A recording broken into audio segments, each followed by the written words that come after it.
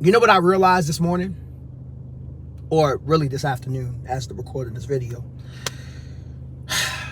Sometimes you have to look at yourself in the mirror and just ask, what are you doing with your life? So many of us are down bad. And I was watching a video of a guy on Instagram. I forgot his name, but his videos are really dope. He does like the 60 seconds of of therapy or whatever the case may be. Really cool guy. And he brought up a point, and he said a lot of times we are addicted to certain things in life, you know, corn, food, different things of that sort of nature, because we are afraid to face ourselves in the mirror and acknowledge our real feelings, especially us as men. And it had me think about something to the point where I literally cried. I'm not gonna lie, I cried, y'all. And the first thing that came out of my mouth was, Marcus, what are you doing with your life? What are you legit doing with your life? And I had to realize that I have not faced myself in the mirror because I've been scared. I feel like I don't cry enough. I don't express myself enough. I don't allow myself to be vulnerable with me. You know what I'm saying? Not saying that you should be vulnerable with everybody. I'm a firm believer you should not be vulnerable with everybody. But being vulnerable with me, and most importantly, God. You know what I mean? Men are always taught, oh, don't be vulnerable. No. If there's two people you need to be vulnerable with, it's Yahweh and it's yourself. If nobody else, for that matter, right? I do think you should be vulnerable with the people you feel comfortable with, though. I will say that. But bottom line is, y'all, I had to look at myself in the mirror and just realize, Marcus, you might be the problem when it comes to the reason why you may not have everything you want, and so on and so forth, and, you know, things that you want to get accomplished, and so on and so forth.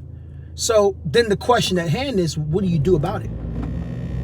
You just take it day by day, and you continue to face your challenges as best as you can. That's it. There's really nothing more, nothing less to it. That's all you can do. And the sooner that you can acknowledge that and look at yourself in the mirror and be 100% real with yourself, the better off things will be. Listen, y'all, life is not easy. Life is tough. Life is tough. And I talk about this on the channel all the time. I tell you guys how life tough is. I've told you about some of the things I've been through in my life. And granted, yes, things could be a lot worse, but that doesn't mean that you're not going through something. And I'm going to acknowledge the fact that you guys, everybody that's watching this video or listening to the sound of my voice, I'm pretty sure that everybody's going through something. But what I want you to do is, no matter what you're going through, I want you to acknowledge the fact that you can get through it. You can absolutely get through it. You can change the trajectory of your life. Just because it seems like your life is downhill and shambles right now, that doesn't mean that it will always be that way. It doesn't have to be. But you have to make the choice to say, hey, you know what? I'm going to make a difference. You have to say, I'm going to get up and I'm going to do something.